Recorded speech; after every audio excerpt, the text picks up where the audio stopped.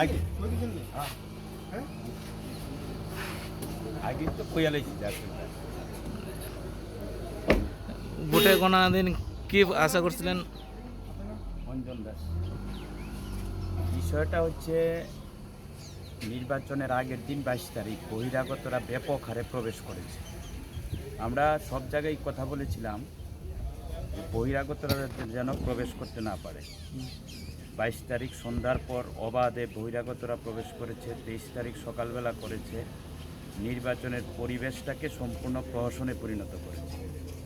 তাই ভোটের ফলাফল স্বাভাবিকভাবেই শাসক দলের পক্ষে উপস্থিত হয়েছে, এটাই মূল কথা।